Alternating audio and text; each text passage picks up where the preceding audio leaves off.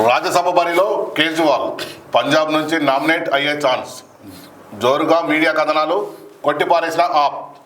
అయితే రాజ్యసభ బరిలో కేజ్రీవాల్ పంజాబ్ నుంచి నామినేట్ అయ్యే ఛాన్స్ అంటే పంజాబ్ లోపల ఈ ఆమ్ ఆద్మీ పార్టీ ఉన్నది, అక్కడ అధికారంలో ఉంది కాబట్టి అక్కడ నుంచి కేజ్రీవాల్ గారు పోటీ చేసే రాజ్యసభకు పోటీ చేసే ఆలోచనలో ఉన్నట్టుగా వార్తగా వస్తే కొట్టిపారేసిందట. కానీ ఒక జాతీయ అధ్యక్షుడు 2 రాష్ట్రాల్లో అధికారంలో ఉండేది, మిగతా రాష్ట్రాల్లో అక్కడో చోట గెలిచే పార్టీ చిన్న ఏదైతే ఉందో ఆ లిక్కర్ పాలసీ ఉందో అది చిన్న మరకబడ్డది.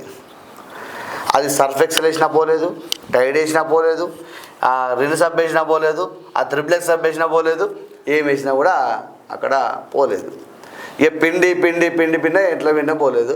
ఆఖరికి ఏమైంది, ఆ షర్టును తీసి పక్క పడేసిన కాలం వచ్చింది. ఎలా చినిగిపోయింది, పక్క పడేసింది. అప్పుడు ఏమైందంటే ఈ అరవింద్ కేజ్రీవాల్ గారిని ప్రజలు అక్కడ పక్కకు పెట్టడం జరిగింది. మీరు గమనించండి మిత్రులారా. ఇలా రాజ్యసభకు పోతుంది, ఇంకెవరన్నా అక్కడ ఎమ్మెల్యేని ఖాళీ చేయించి మళ్ళీ అయినా పోటీ చేసి గెలుద్దామనుకున్నా కూడా అయిపోయాయి.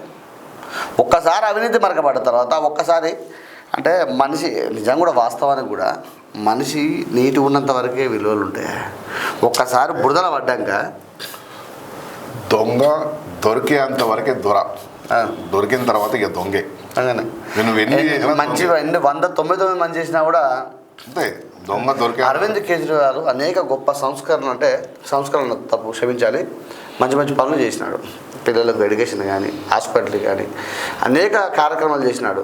అందుకోసమని 2 సార్లు గెలిచినాడు. కానీ ఏదైతే స్వయం కృపరాధం ఏదైతే ఉంటుందో చిన్న మిస్టేక్ అంటే పైసా నన్ను దూరం చేస్తుంది, పైసా బంధత్వాన్ని దూరం చేస్తుంది, పైసా ఫ్రెండ్షిప్ను దూరం చేస్తుంది, ఆ పైసా సకల అన్నీ కూడా దూరం చేస్తా అని చెప్పి ఒక నానుడు ఉన్నది.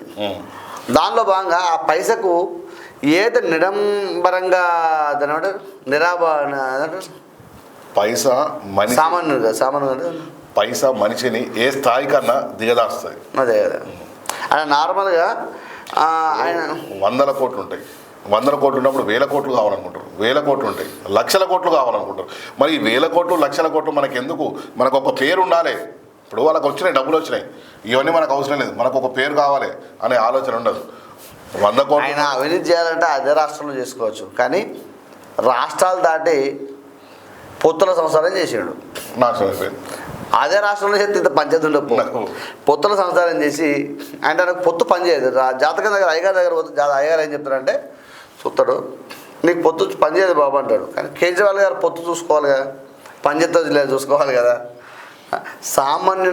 సామాన్యమైన జీవితం గడిపి చిన్న చెప్పులు వేసుకొని అంటే రోడ్డు మీద భార్యాభర్తలు వాకింగ్కి వెళ్తూ ఉంటుంది, వాకింగ్ నడుచుకుంటూ పోతుంది, ఎలాంటి సెక్యూరిటీ లేకుండా నడుచుకుంటూ పోయి ఢిల్లీ వీధులలో.